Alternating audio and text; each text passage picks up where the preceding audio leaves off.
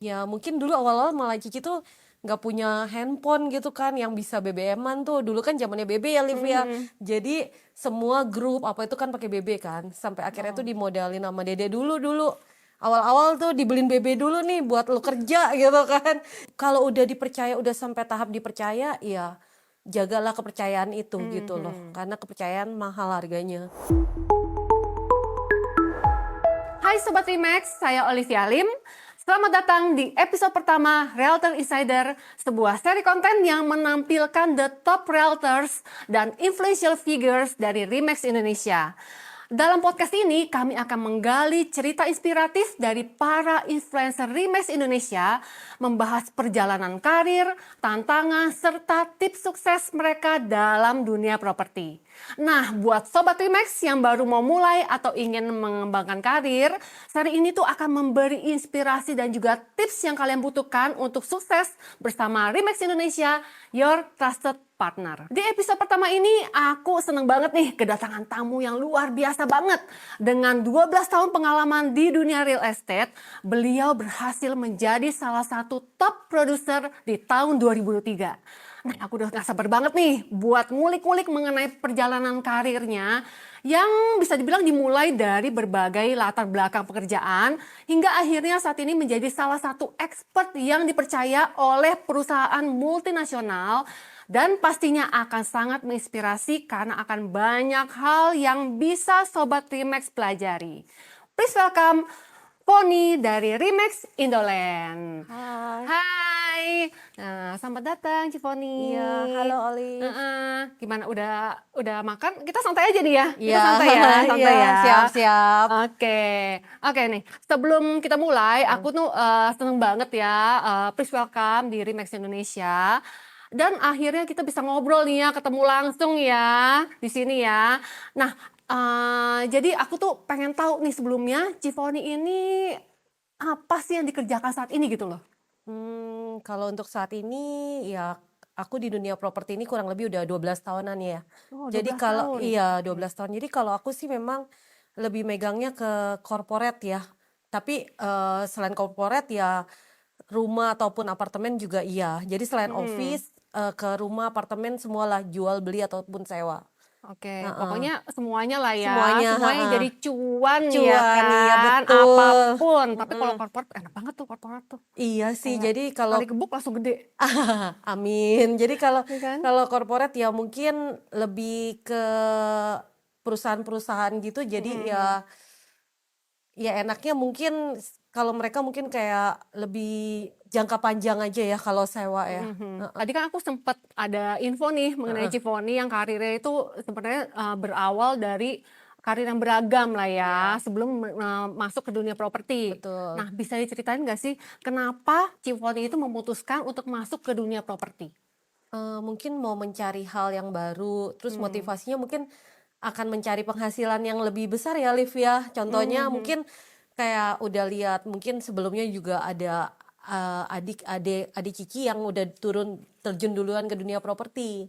Dan itu memang Hmm. dia udah info, maksudnya kayak penghasilan properti itu tidak terbatas loh. Dibandingkan mungkin kita kerja di eh, kantoran ataupun apapun gitu loh. Iya, Heeh. gajinya segitu aja ya. Iya, Gini mungkin kalau seperti itu. Heeh. bisa dibilang kalau izin properti itu kan pemasukannya itu penghasilannya kita yang atur sendiri gitu, Betul. Heeh. tergantung kerja kerasnya kita Iya. gitu ya. Jadi penghasilannya ya mungkin itu kita yang ciptakan sendiri lah ya, lebih Mhm. begitulah.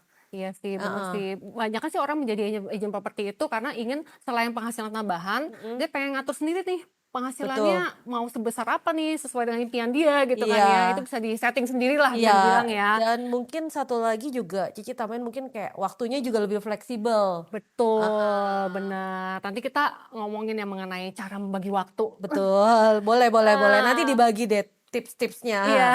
Oke, sebelumnya aku mau tanya lagi, Heeh. pengalaman pertama Cifoni itu dalam closing deal itu tantangan terbesarnya apa sih? Ya mungkin dulu awal-awal malah Cici tuh nggak punya handphone gitu kan yang bisa BBM-an tuh. Dulu kan zamannya BB ya Liv ya. Mhm. Jadi semua grup apa itu kan pakai BB kan. Sampai akhirnya tuh Oh. dimodalin sama Dede dulu. awal-awal tuh dibeliin BB dulu nih buat lu kerja gitu kan. Jadi ya itu sih yang mungkin yang pengalaman-pengalaman pertama yang Cici alamin ya. Heeh, tantangan-tantangan awal lah pas terjun ke dunia properti. Ya kalau sekarang kan enak ya kalau misalnya ada rumah yang apa kita tinggal foto, bikin Iya, video. heeh, Zaman dulu mah agak susah, sosial iya, media juga terbatas ya betul, kan. heeh. Oke, nah dunia properti ini kan terkenal penuh dengan persaingan. Nah apa tuh strategi dari Cifoni yang digunakan untuk bertahan di tahun-tahun pertama? Mungkin kalau aku tuh mungkin lebih kayak service buat customer itu adalah yang paling utama ya. Jadi Setuju. kalau aku tuh mungkin lebih kayak ke referensi-referensi ya. Jadi kalau misalnya udah ada satu customer, nah itu biasanya mereka akan mereferensikan ke teman-temannya lagi yang lain. Mulut ke mulut gitu ya. Betul, lebih Oke. begitu sih. Mungkin yang kedua ya mungkin first impression ya. Jadi kalau first Hmm. impression tuh dia pertama kali ketemu kita itu seperti apa. Penampilan, penting Betul. banget tuh Sobat Remax. Penampilan itu penting nomor satu bisa dibilang ya. Karena kan Betul. kita baru ketemu saat itu ya di Iya. tempat itu, lokasi Heeh. itu. Itu cukup menentukan juga sih, Benar, heeh. benar. Awal kita ketemu sama mereka itu seperti apa, Mhm. heeh. Oke. Terus mungkin ada uh, tips yang misalnya kayak supaya nggak kena mental gitu, ada penolakan-penolakan dari customer. Heeh. Nah, itu gimana tuh cara untuk apa, cara Cifoni untuk bisa bilang mencegah penolakan lah ya, supaya kita nggak kena mental duluan? Iya, mungkin ya karakter itu kan mungkin beda-beda lah ya setiap customer ya. Mhm. Jadi mungkin menurut aku ya tipsnya mungkin jangan cepat menyerah lah gitu, Iya heeh. iya. Terus berusaha pasti bisa gitu loh. Iya, Maksudnya ya sejauh ini aku sampai sekarang pun ya mungkin awalnya juga kayak, bisa nggak nih, bisa nggak, tapi dengan maksudnya juga percaya diri pasti bisa, yakin dengan diri sendiri dulu lah lift kuncinya mungkin ya awal iya ya, sih. heeh, jadi mungkin jangan cepet down lah ya intinya, Iya, kadang-kadang kan gitu ya, udah mhm. ditolak sedikit, udah kita, "Aduh, aku mesti ke psikiater nih, psikolog," gitu kan. Heeh, soalnya banyak yang dikit-dikit kena mental nih gitu ya kan, heeh. Oh, contohnya dulu. Oh, Sekarang udah lebih tough, udah heeh, kayak udah ditolak ya udah kita coba iya lagi coba coba lagi, lagi. heeh, Tapi kadang-kadang ada sih customer yang galak sih. Nah iya. itu caranya tuh, tipsnya gimana tuh kalau customer yang galak banget? Jadi Apakah kita skip atau jadi gini loh, kita tetap pertama kalau aku pribadi sih aku tetap usaha dulu ya, dari ya heeh. pastinya. Aku coba dulu nih ya kan, maksudnya ya kalau memang kita nggak salah pun ya nggak apa-apa gitu, Hmm, kita hadapin aja gitu. bener sih, Tapi bener. kalau memang ya mungkin ada istilah customer adalah raja lah ya misalnya kan.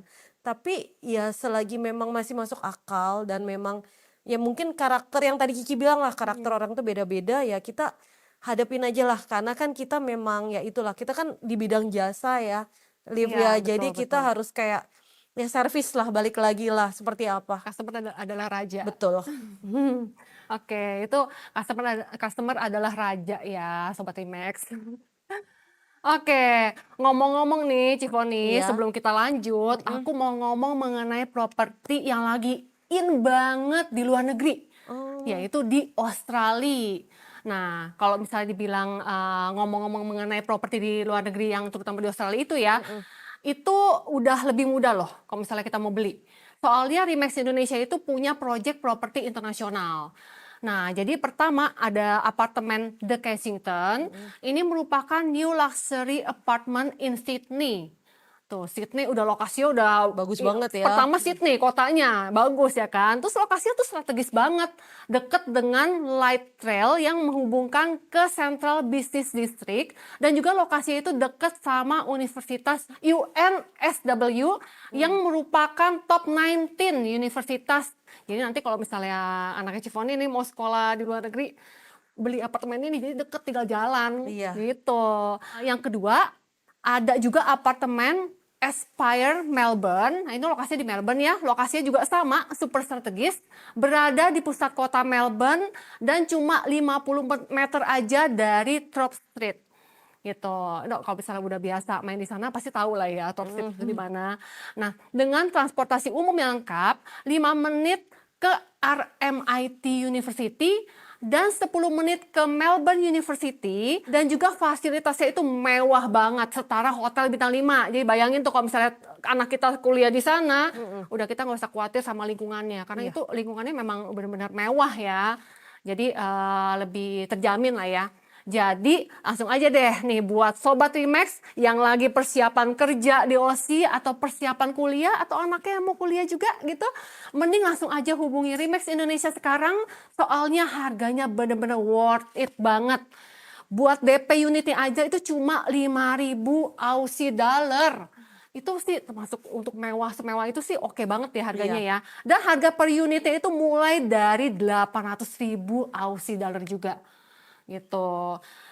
Sekedar info, anak aku ada di OSI di Melbourne ya, Oh. kuliah di situ juga Mm. ya tadi yang disebutin. Heeh. Jadi nanti anak Cici bisa Bareng. Bareng. bareng biar murah, biar Iya. apa namanya barengan. Oke, sekarang kita lanjut lagi ya. Kita balik lagi ke topik. Nah, Cifoni itu kan juga berperan sebagai single parent nih. Mm-mm. Ini dia yang tadi kita mau bahas. Bagaimana sih cara membagi waktu antara tanggung jawab keluarga dan juga karir? Oke. Jadi kalau keluarga pasti kayak, ya pasti sebaik mungkin, sesibuk apapun keluarga pasti nomor satu lah ya istilahnya ya kan. Betul, Jadi prioritas ya. prioritas lah, terutama kayak pas liburan ataupun sebulan sekali atau gimana. Kebetulan kan memang anakku kan di luar kota, jadi memang sebulan sekali kita pastikan untuk ketemu sih, entah Iya. liburan ataupun ketemu di Jakarta gitu. Apalagi kan tadi yang Cifoni bilang izin properti itu waktunya fleksibel, bisa kita Betul. atur sendiri lah ya. Sekarang kita masuk ke karir nih ya. Dari perjalanan karirnya Cifoni, apa sih nilai-nilai yang menurut Cifoni itu paling penting untuk dimiliki setiap realtor? Mungkin kepercayaan ya.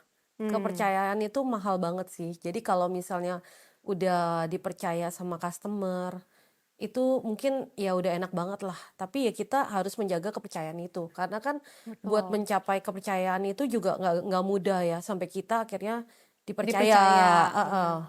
Seperti itu sih, Liv. Jadi ya harus, kalau udah dipercaya, udah sampai tahap dipercaya, ya jagalah kepercayaan itu gitu loh. Karena kepercayaan mahal harganya. Benar-benar kan bisa repeat order. Heeh, Ya kan? betul ya. Kan kadang-kadang tuh ada customer yang kayak, aduh gue pengen pegang satu agent aja deh, lu Iya. deh ngurusin deh, mau gue beli di luar kota kek apa kek, namanya kita agent properti semua bisa kita jual, Iya. ibaratnya gitu ya. Betul. Gitu. Enaknya di situ jadi udah dapet customer yang loyal banget nih, gitu. Kalau misalnya kita servisnya nggak bagus, ya udahlah sekali beli aja, lu asal tahu lu aja deh gitu. Iya. Makanya kalau udah dipercaya, ya pasti mau beli properti, walaupun agentnya bukan kita, ya dia inget kita dulu Iya, lah. dia nggak nyaman, akhirnya dia, gue cuma nanya-nanya doang ke dia, nanti gue balik lagi ke Cifoni Iya. gitu kan, ibaratnya gitu ya. Nah iya sih, Contoh. emang kepercayaan itu penting banget, memang bener sih. Oke, nah ini bisa diceritain nggak contoh momen di mana personal approach-nya dari yang membuat Cifoni itu berhasil mendapatkan klien yang besar banget gitu? Ya itu, balik lagi tadi kepercayaan ya. Jadi kalau udah dipercaya itu, ya itulah, nama kita tuh udah kayak ke branding sendiri lah ibaratnya gitu. Jadi udah dari, mungkin tanpa media yang lain, dari mulut ke mulut, nama kita udah bagus nih. Jadi kalau orang mau cari, ya balik lagi tadi kan aku bilang aku kan lebih ngurusin ke corporate ya, perusahaan-perusahaan. Ya ada beberapa perusahaan besar lah yang aku handle. Jangan disebutin disebut mereknya. Pokoknya besar lah ya ini Besar, ya. pokoknya ya lumayan, ya pokoknya kalian tahu lah. Jadi memang ada beberapa perusahaan besar yang kantornya saya handle, tapi ya itu, dan mereka juga bisa kenalin mungkin, atau mereka ke grup-grupnya lagi gitu loh. Oh iya, jadi dari yang besar satu yang besar ini Iya. ke besar-besar yang lainnya. Iya, Aduh, lebih begitu sih. boleh aku bantuin nggak Ci? Jadi Jangan asisten dong. deh, asisten. Jangan dong. Lumayan loh, iya lumayan banget. Ya pokoknya ya brandnya nggak perlu tahu lah ya. Iya, pokoknya cukup terkenal lah, Rif. Oke, aku sih tahu, gede banget brandnya. Oke, pertanyaan berikutnya nih ya. Ini soal woman empowerment nih. Nah, sebagai perempuan nih, kita nih yang sukses, kita sukses, maksudnya Cifoni ya. Nah, sebagai perempuan yang sukses di dunia industri properti, pesan Cifoni itu untuk perempuan lain yang mungkin ragu nih mengejar karir di dunia ini tuh tipsnya apa gitu? jangan pernah takut mencoba. Itu Iya dia, itu benar. maksudnya kalau kita udah mencoba di dunia ini, nanti akan tahulah hasilnya seperti apa. Yang kedua mungkin ya percayalah kalau kita tuh bisa gitu. Yang tadi kita Betul. udah bahas itu, maksudnya ya jangan sampai kena mental dulu lah di awal gitu Iya. kan. Nanti baru mungkin pertama kali terjun dapat customer yang agak gimana gitu ya, galak lah ya. Tadi Olive bilang udah kena mental duluan, nyerah gitu kan. Soalnya mungkin masih banyak juga malah agent-agent properti itu yang usianya mungkin di atas aku juga ya. Dan itu ibu-ibu yang masih produktif gitu loh. Ya, aku Iya. tahu beberapa sih, itu luar biasa banget sih. Iya. Jadi aku juga maksudnya salut lah, apalagi buat anak-anak muda yang baru mau terjun ya ke dunia properti ya. Bagi cewek-cewek nih, anak Gen Z kan sekarang nih ya kan. Tapi banyak loh sekarang Banyak, Gen Z itu yang mereka tuh abis lulus kuliah langsung terjun di dunia iya, properti gitu. Dan menurut aku sih itu bagus untuk mereka punya mental juga, karena kan mereka mesti kreativitasnya mesti ini sendiri gitu kan. Maksudnya kayak membangun mereka punya percaya diri sendiri, karena kan nggak ada tren, maksudnya ada sih training cuma maksudnya kayak mereka tuh nggak di satu perusahaan yang gimana, mereka kayak membangun perusahaan sendiri. betul. Iya nggak sih? Jadi kayak ya lebih kayak pertama waktunya fleksibel ya. Itu yang mereka Iya. pikirin juga sih ya. Kedua mungkin ya itu gajinya tidak terbatas lah ya. Iya, Ibaratnya kita yang benar. ciptakan sendiri. Ketiga itu mungkin ketemu orang-orang baru ya. Kalau kita kerja di kantoran aja mungkin ketemunya itu-itu Itu aja, aja. benar. Jadi kalau di dunia properti ini kamu akan ketemu orang-orang baru dari yang muda sampai Random. tua, random. Ya kan, bener-bener random gitu. Jadi cobalah sesuatu yang baru, yang maksudnya dunia properti ini juga oke gitu loh ya kan. Apalagi aku aja udah 12 tahunan ya live di sini ya. Memang untuk melatih mental dan emosi juga ya kadang-kadang ya, Betul. karena kalau misalnya kita nggak lanjutin, ya udah lu nggak dapet apa-apa Iya. gitu. Kalau misalnya misalnya di kantoran lu dapat gaji ibaratnya gitu kan, kalau ini ya lu yang atur sendiri semua yang tadi aku Betul. bilang ya kan, kita Iya. setting sendiri penghasilan kita. Oke, nah menurut Cifon ini apa kelebihan perempuan yang membuat mereka itu bisa bersinar di dunia properti? Mungkin gini ya, kalau perempuan tuh lebih multitasking ya. Kadang-kadang Iya iya. bener sih, bener-bener aku Jadi akui. kayak bisa masak, bisa kerja, bisa ngurus anak ya. Mungkin lebih ke sana ya. Lebih telaten lah ya. Lebih telaten. Mungkin sama lebih sabar sih. Lebih sabar. Lebih sabar. Bener-bener cewek lebih sabar sih Karena biasanya kan sih. kita hadapinnya kan ya di bidang jasa ya. Jadi kan lebih ke manusia nih, bukannya barang gitu yang kita hadapin kan. Iya, apalagi mesti ngurus rumah, ngurus anak, ya kan, habis itu ketemu klien, follow up sampai tengah malam, Iya. gitu. Aku juga pernah ngalamin kayak gitu sih. Oh, Dan Olive pernah di bidang ini juga ya? pernah. Dan fun sih, seneng, happy gitu. Iya. Ya maksudnya ya kita nggak ada batasan jam kerja juga. Betul. Jadi kita yang kayak tadi bukannya penghasilan aja kita bisa setting sendiri, tapi waktu juga kita bisa setting sendiri. Kalau misalnya kita masih kuat gitu, kita masih Iya. bisa awake dan ini kayaknya prospek banget, ya udah kita hajarin aja mau jam Iya. berapapun. Iya. Kadang ada customer dari luar negeri loh. Iya, sekarang banyak memang dari luar juga sih.